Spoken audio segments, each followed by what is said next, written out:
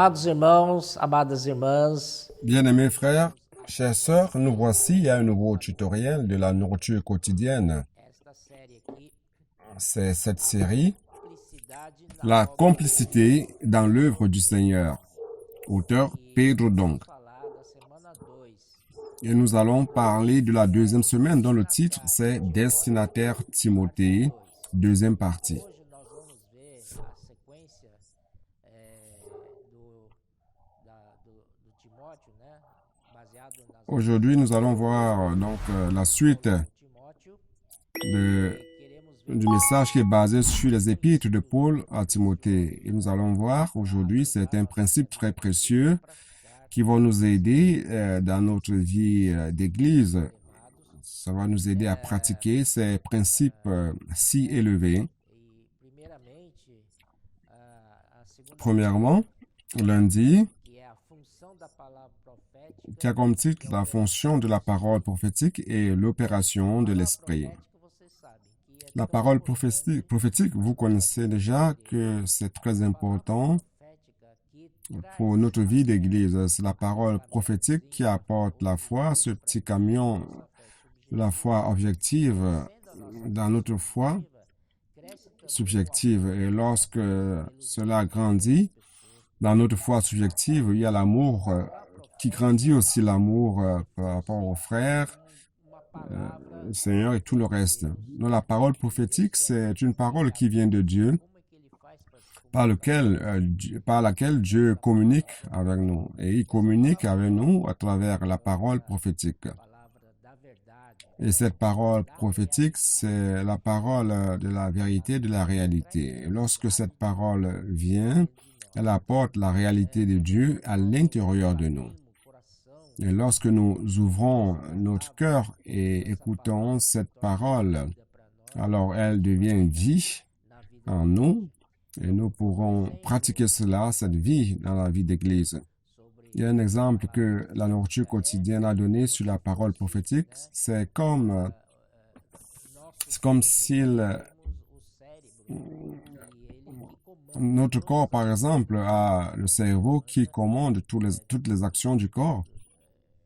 Le cerveau commande tout. o autor desse alimento Et l'auteur de cette nourriture quotidienne a donné un exemple. como sua mão direita tá Comment, né?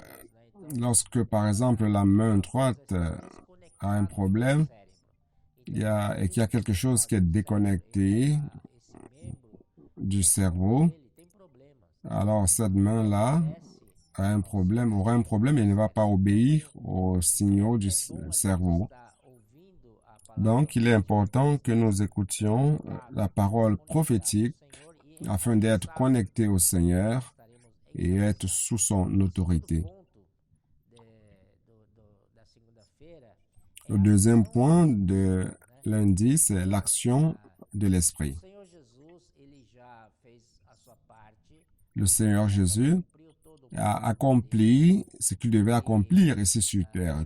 Il a accompli tout le plan de Dieu. Il est mort et ressuscité. Il est monté au ciel et aujourd'hui, il est assis à la droite de Dieu Então, Deus sur le trône. os inimigos debaixo, Donc, Dieu a mis, Deus vai pardon, colocar Dieu va mettre os inimigos debaixo tous dos seus pés. ses ennemis sous ses pieds Então, comme marchepied. hoje está lá Donc, aujourd'hui, le Seigneur est en train d'attendre sur le trône. Et espírito, celui qui va accomplir cette œuvre, c'est l'Esprit et l'Église qui est son corps. Donc, frère, hoje é a vez aujourd'hui, nosso, é a vez c'est notre tour et autour de l'Esprit comme corps. Et nous, on est comme corps de Christ. C'est à nous maintenant de réaliser le plan de Dieu. Et, mais il est avec nous jusqu'à la fin des temps. Alors, ne vous faites pas de soucis. princípios importantes para a obra do Senhor. Mardi, il y a des principes importants pour l'œuvre du Seigneur. J'ai noté ici, me basant sur ce jour, un point qui est très important, E os jovens, c'est qu'il faut toujours inclure les jeunes, toujours donner une chance aux jeunes. Nous avons vu que Paul et Barnabas servaient ensemble dans l'église à Antioche, chapitre 13, 13 des Actes. Nous voyons qu'il y avait 5 prophètes et maîtres qui priaient, qui servaient le Seigneur. Et de ces 5, le premier sur la liste était Barnabas et le dernier, c'était Paul. Au sol. On pouvait supposer que Barnabas avait plus d'expérience dans la parole que Paul à Antioche. Et lorsqu'il priait, l'Esprit Saint a demandé de mettre à part Barnabas et Paul pour l'œuvre du Seigneur. Alors ils sont partis de là, ils sont allés à Chypre et après à Antioche de Pisidie, ils sont allés à Derbe, à Lystre et Icône.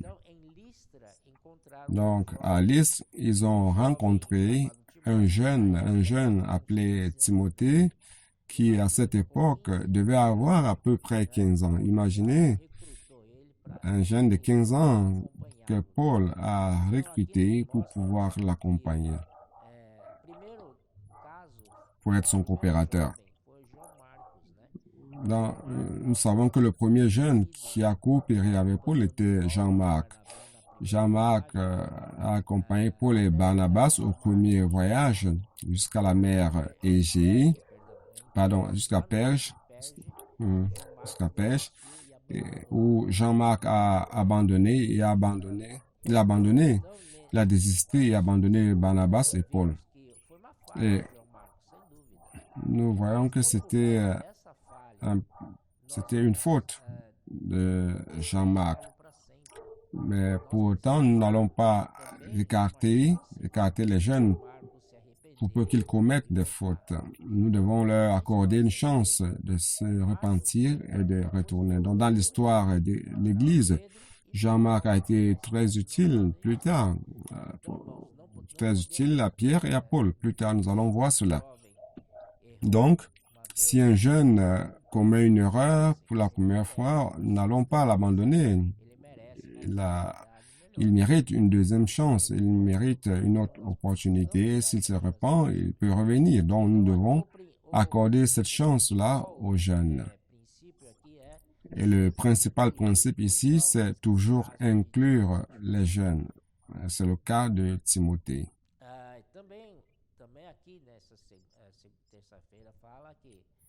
Et ici, ce mardi parle aussi de Barnabas et Paul. L'ordre qu'on a, c'est Barnabas et Paul, Barnabas et Paul. Mais plus tard, on voit que l'ordre s'inverse. Et ça devient Paul et Barnabas. Paul et Barnabas. Donc, l'Esprit Saint a choisi Paul pour être le ministre de la parole. Donc, dans notre vie d'Église, nous devons toujours inclure les jeunes, leur donner toujours de l'opportunité. Dans le cas de Timothée, il avait 15 ans. Donc, c'était un adolescent. Et c'est pour cela que nous devons accorder beaucoup d'attention à nos jeunes, nos adolescents dans la vie d'Église. D'ici peu, ils seront des jeunes ou des adultes. Mais tant qu'ils ne sont pas encore à un âge avancé, l'âge de l'adolescence est un âge idéal où le Seigneur peut travailler en eux. Le Seigneur a touché Timothée à 15 ans. Il a été très ferme et affermi et surtout fidèle dans le service des églises. Nous devons accorder de l'attention à cela et travailler en les jeunes afin qu'ils deviennent des jeunes utiles pour l'Église. Ils peuvent commencer déjà comme service. Il faut déjà les mettre dans le service des enfants parce qu'on pourrait travailler la parole en eux. Et puis après, adolescents, ne disons pas qu'ils sont inutiles. Non, ils sont utiles. Ils seront utiles pour le Seigneur dans un avenir. comme dans le cas de Timothée. Alors, on va à mercredi. Mercredi, le thème, c'est la préparation du jeune Timothée. On va voir certains versets qui sont là. 1,18. 1 Timothée 1,18 dit ceci.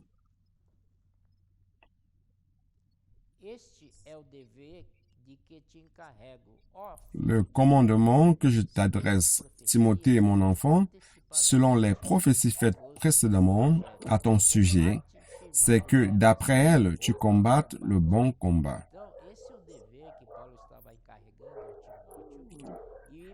Donc, c'est le commandement ou alors la charge que Paul donnait à Timothée. Et Paul le considérait comme un enfant, comme son enfant. Il le traitait comme son enfant. Il a dit, Timothée est mon enfant. Donc, c'est un enfant qui est né de l'évangile de Paul, qu'il a engendré par son évangile.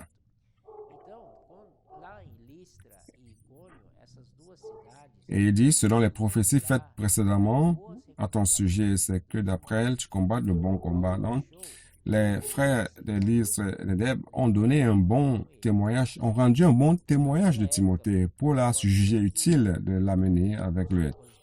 Peut-être qu'à cette époque-là, les anciens, les évêques lui avaient imposé les mains et avaient donné une prophétie par rapport à Timothée. C'est pour cela que Paul dit cela ici. Verset 19. En gardant la foi et une bonne conscience. Paul a constaté, a vu en Timothée un jeune idéal et pur de cœur. Cela est très important pour participer à l'œuvre, la foi et la bonne conscience. Dans cette conscience, quelques-uns l'ont perdue et ils ont fait naufrage par rapport à la foi. Donc, Timothée avait cette bonne conscience qui maintenait sa foi subjective toujours en opération. Le verset 20 aussi, il dit quelque chose qui est négatif ici, car il dit de ce nombre sont Hyménée et Alexandre que j'ai livré à Satan, afin qu'ils apprennent à ne pas blasphémer. Donc ça, c'est des exemples contraires de ce que Timothée ne doit pas copier. C'est des paroles contraires que Timothée ne doit pas copier. Donc on va à 1 Timothée 1,7.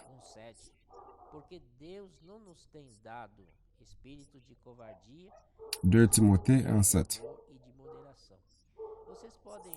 Car ce n'est pas un esprit de timidité que Dieu nous a donné, mais un esprit de force, d'amour et de sagesse. Vous pouvez imaginer un peu, Timothée probablement devait être une personne timide. Et Paul lui dit qu'il doit avoir plus de courage, plus de zèle en parlant, en professant la parole du Seigneur. Plusieurs fois, Timothée a été envoyé par Paul, par exemple, à l'église de de Thessalonique, et il devait donc y aller avec puissance et zèle, retournant à 2:1,7, car ce n'est pas un esprit de timidité que Dieu nous a donné, mais un esprit de force, d'amour et de sagesse. Comme s'il disait à Timothée, ne sois pas timide, ne sois pas peureux. Dieu t'a donné un esprit de puissance, d'amour, un esprit de sobriété. Donc, vas-y, avance. Et ne te méprise pas comme jeune, ne te sous-estime pas. Le problème de Timothée, c'était sa timidité qui ne lui permettait pas de s'engager pleinement dans le ministère.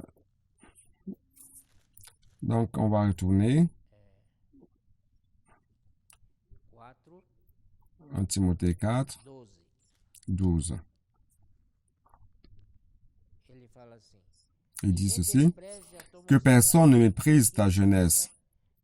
Ici, nous avons que personne ne méprise ta jeunesse, mais sois un modèle pour les fidèles en parole, en conduite, en amour, dans la foi, en pureté. Donc, Paul dit à Timothée, Timothée, tu es un jeune. Les autres sont plus âgés que toi. Les frères responsables des églises sont bien plus âgés que toi. Mais ce n'est pourtant pas pour cela que tu dois mépriser ta jeunesse et ne laisse personne mépriser ta jeunesse. Alors, qu'est-ce que tu dois faire? Tu dois devenir un modèle des fidèles, un modèle pour les fidèles, un modèle pour tous les frères de l'Église. Dans la parole, tu dois être un modèle. Et dans le comportement, tu dois être le modèle des saints, dans la foi, l'amour, la pureté. Tu dois devenir un modèle pour les fidèles. Também não faça negligente o dom de Deus que está em você, né? Il dit, ne néglige pas le don de Dieu qui est sur toi. Verset 14. Ne néglige pas le don qui est en toi et qui t'a été donné par prophétie avec l'imposition des mains de l'Assemblée des anciens. Comme nous l'avons dit, ici, nous montre qu'il y a eu une imposition des mains des anciens sur ce jeune Timothée à travers une prophétie. Probablement, c'était pour que Timothée devienne un ministre de la parole, que le Seigneur puisse ouvrir sa bouche afin qu'il professe la parole du Seigneur aux saints et aux églises. Donc, il a reçu ce don. Alors, c'était quoi ce don? C'est le don de parler de la part de Dieu. Nous rendons grâce au Seigneur. Et on va à jeudi apprendre avec le modèle de Paul. Bon, c'est un passage très historique, en fait, à partir du chapitre 17, acte 17, 1 à 3.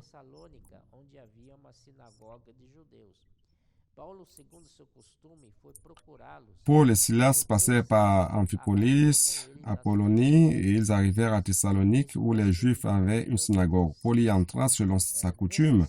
Pendant 3 sabbats, il discuta avec eux d'après les Écritures, expliquant, établissant que le Christ devait souffrir et ressusciter des morts.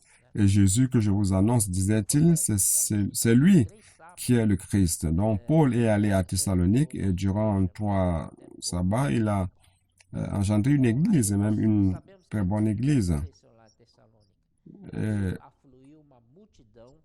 là, ce qui s'est passé, c'est qu'il y a eu un groupe de Grecs pieux et de femmes distinguées.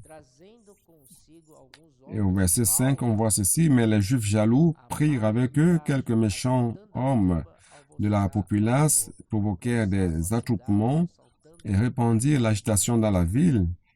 Ils se portèrent à la maison de Jason et ils cherchèrent Paul et Silas pour les amener vers le peuple.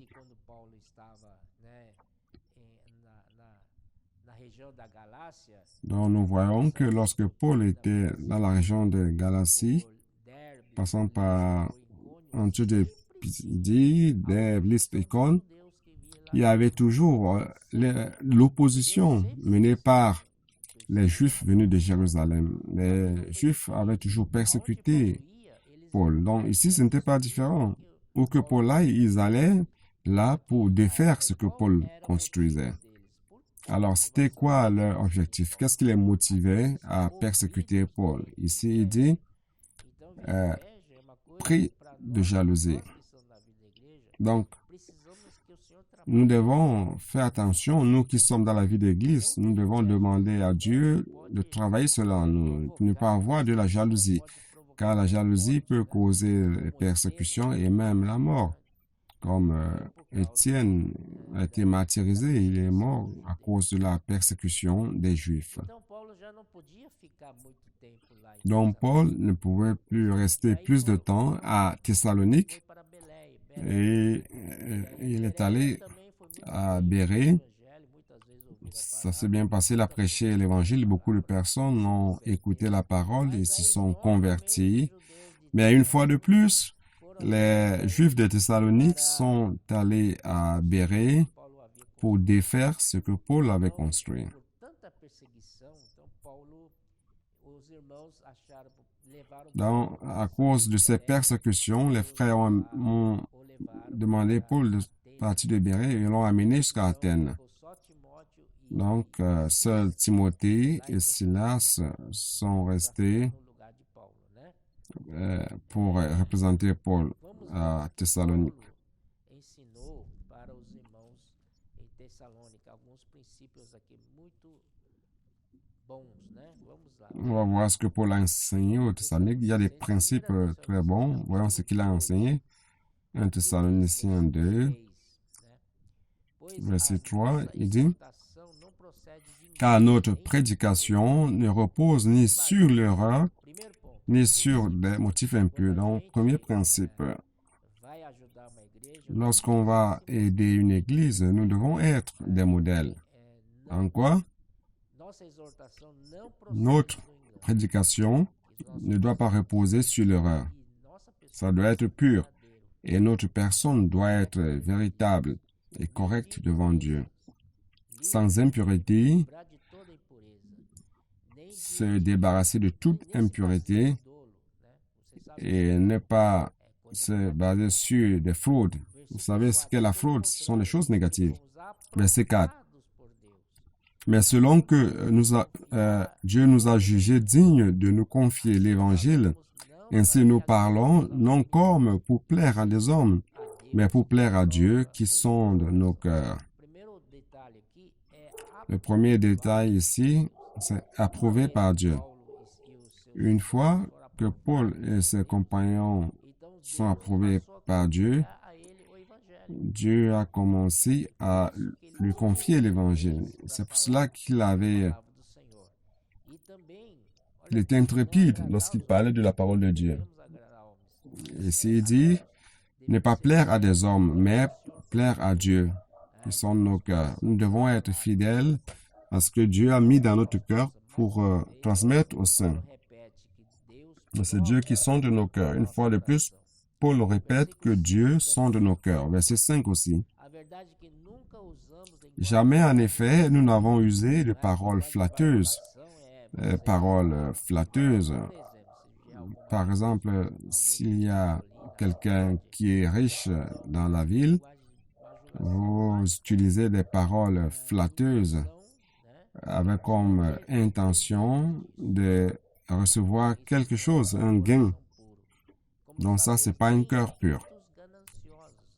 Continuons le verset. Comme vous le savez, jamais nous n'avons eu la cupidité pour mobile. Donc, nous ne sommes pas allés là pour rechercher un motif financier. Et il dit, Dieu en est témoin. Verset 6. Nous n'avons point cherché la gloire qui vient des hommes. Une fois de plus, gloire des hommes. Il ne faut pas rechercher la gloire des hommes, car nous sommes ici pour plaire à Dieu et non aux hommes, ni de vous, ni des autres. Grâce soit rendue au Seigneur pour ces principes qui deviennent des standards pour notre procédé. Allons à vendredi. Je voudrais lire ici un paragraphe que j'ai marqué. Je vais vous le lire. C'est à la page 33. L'avant-dernier paragraphe. Au milieu de l'avant-dernier paragraphe. Il se peut que pour avoir un certain âge, une fois de plus, il parle du principe d'aider les jeunes. Et le thème de ce jour, vendredi, c'est complicité entre Paul et Timothée. Nous voyons que Paul et Timothée étaient totalement un et nous allons montrer pourquoi ils étaient un. Alors, l'auteur de la nourriture quotidienne, de cette nourriture quotidienne, dit ceci: pour avoir un certain âge, expérience et maturité, et pour savoir faire des choses, nous regardons les jeunes avec méfiance. Ces jeunes qui n'ont pas encore autant d'expérience, ils ne savent pas comment faire les choses. N'est-ce pas? Mes frères, nous devons nous confier à l'œuvre du Seigneur dans ces jeunes. C'est pas parce que nous avons de l'expérience, et aussi ils méritent d'avoir de l'expérience. Ils doivent aussi commettre des erreurs pour avoir de l'expérience. Donc, à la page 34, deuxième paragraphe, vers la fin, il dit ceci: bien qu'au début, il y ait encore en eux une certaine immaturité ou des erreurs qu'ils commettent, ça veut dire que nous devons même permettre qu'ils se trompent parfois. Donc, ne soyons pas si perfectionnistes au point de ne vouloir travailler avec personne. Ne faites pas des choses seuls. Donnez aux autres l'opportunité de se tromper et d'apprendre. Cela est très important, frère. Tous méritent de se tromper et d'apprendre à partir des erreurs. Avec timidité ou immaturité, ils vont mûrir et apprendre auprès de vous. Allons dans 1 Corinthiens, chapitre 4. 1 Corinthiens 4, 17. Pour cela, je vous ai envoyé Timothée, qui est mon enfant bien-aimé et fidèle dans le Seigneur. Il vous rappellera quelles sont mes voies en Christ, quelle est la manière dont j'enseigne partout dans toutes les églises. Donc ce verset est très important car il montre la complicité de Timothée, de Paul. Il dit: je vous ai envoyé Timothée, qui est mon enfant et fidèle. Donc, un enfant bien-aimé, fidèle dans le Seigneur.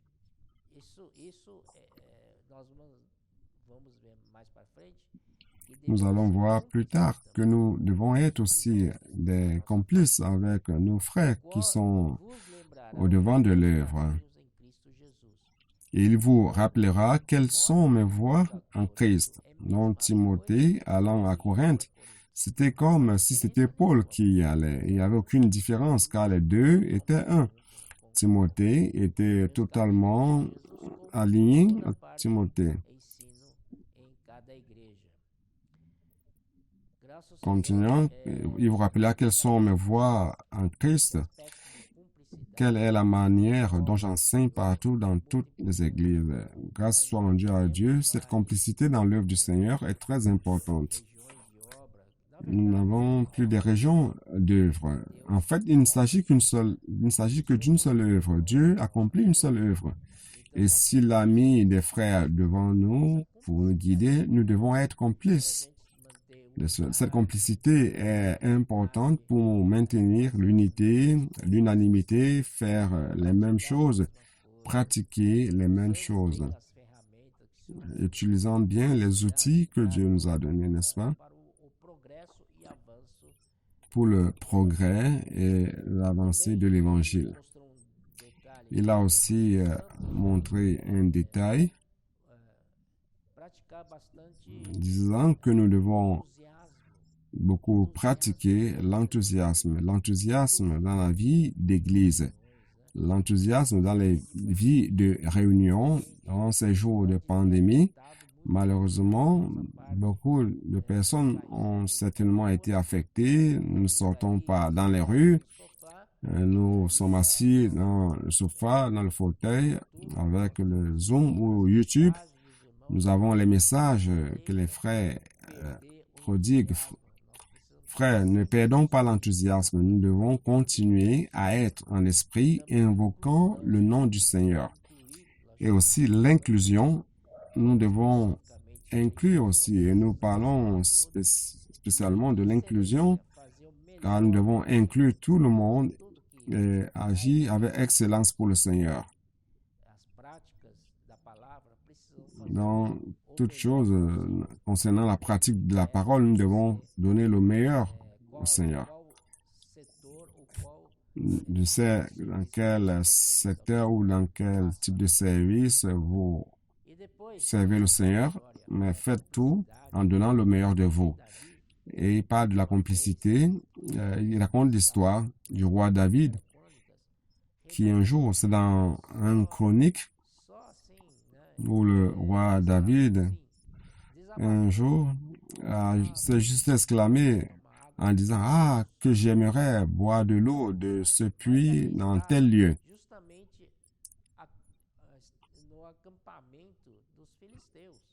Et ce puits se trouvait dans le campement des Philistins. Et l'armée des Philistins était justement en campement en ce lieu où se trouvait ce puits dont David s'est exclamé, disant qu'il aurait aimé boire de cette eau. Il n'a envoyé personne lui chercher de l'eau, mais trois jeunes qui étaient courageux, qui étaient avec David, complices de David, avec David, sont allés dans le camp des Philistins. Ils ont pris de l'eau et l'ont offert à David. David a pris de l'eau dans sa main. Il a dit, waouh, au lieu que je boive de cette eau, je vais l'offrir en service à Dieu. Car ils ont risqué leur vie pour moi. Et cette phrase, risquer la vie pour moi, c'est cela, être le complice. David n'a pas voulu boire de cette eau, il a offert en libation à Dieu. Cela est très bon. Et dans Romains aussi, voilà, le couple Priscille et Aquilas ont risqué leur coup à cause de Paul. Et cela aussi est être complice. Allons à samedi. Samedi, c'est avoir un cœur pur, la conscience pure, une foi sans hypocrisie. Nous avons déjà vu cela un peu, mais dans Philippiens chapitre 2, on a une parole très importante que je voudrais vous lire. C'est dans la nourriture quotidienne, suivant la nourriture quotidienne. Okay? C'est dans Philippiens chapitre 2, 20 et 22. Voilà ce que Paul lui dit. Car je n'ai personne ici qui partage mes sentiments pour rendre sincèrement à cœur votre situation. Tous en effet cherchent leur propre intérêt et non ceux de Jésus-Christ. Vous savez qu'il a été mis à l'épreuve en se consacrant au service de l'Évangile avec moi, comme un enfant avec son père. Vous voyez donc, ici, il montre encore mieux la complicité que Timothée avait avec Paul.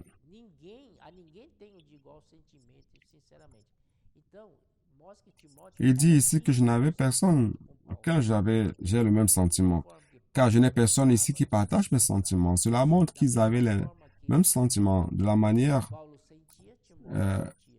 que Paul pensait, Timothée s'alignait, et ce que Paul ressentait, Timothée ressentait cela aussi, comme s'ils étaient un. Verset 21, tous en effet cherchent leur propre intérêt et non ceux de Jésus-Christ. Vous savez qu'il a été mis à l'épreuve en se consacrant au service de l'Évangile avec moi, comme un enfant avec son père. Je me rappelle aussi que lorsque le Seigneur Jésus était sur terre, il ne faisait pas sa propre volonté, mais il ne faisait que la volonté du Père. Dans cette complicité du Fils au Père, notre Seigneur Jésus-Christ a démontré cela en renonçant à ses propres intérêts, même ses propres volontés. Car chaque être humain a sa propre volonté, mais il a renoncé même à sa propre volonté pour faire la volonté de Dieu. Il ne proférait pas ses propres paroles, mais celles de Dieu. Il n'avait pas ses propres enseignements, mais il enseignait les enseignements de Dieu. Donc, c'est un exemple de modèle qui est très bon pour nous, frères. Je vais lire un passage ici qui peut nous aider. Donc, c'est de cela que nous avons besoin parmi nous, Au lieu de regarder les autres comme si c'était des opposants, les disputes font partie de la stratégie de Satan pour amener la dégradation dans l'Église. Nous devons avoir le même sentiment de l'apôtre et proférer la même parole que l'Esprit est en train de proférer, car nous sommes dans la même œuvre. Il y avait une époque où il y avait trop de régionalisme parmi nous. Grâce soit à Dieu, car cela est en train de finir. Nous sommes dans la même œuvre. C'est le Seigneur qui nous guide et nous avons un même sentiment, nous pensons la même chose. Et il y a réellement la complicité dans l'œuvre de Dieu parmi nous. Amen. On va aller à la fin de samedi. On a ceci dans 1 Timothée 6. 1 Timothée 6, 11, qui dit ceci. Pour toi, homme de Dieu, fuis ces choses et recherche la justice, la piété, la foi, l'amour, la patience, la douceur, combat le bon combat de la foi, saisis la vie éternelle à laquelle tu as été appelé et pour laquelle tu as fait une belle confession en présence d'un grand nombre de témoins. Cela doit être notre comportement, notre procédé dans la vie d'Église. Finalement, nous parvenons à dimanche, dont le thème c'est combattre le bon combat, terminer la carrière et garder la foi. Je vous laisse cette partie car notre temps s'est épuisé, mais nous avons déjà vu le plus important. Alors, Seigneur Jésus, je vous remercie pour nous avoir écoutés. Une fois de plus, Jésus est le Seigneur.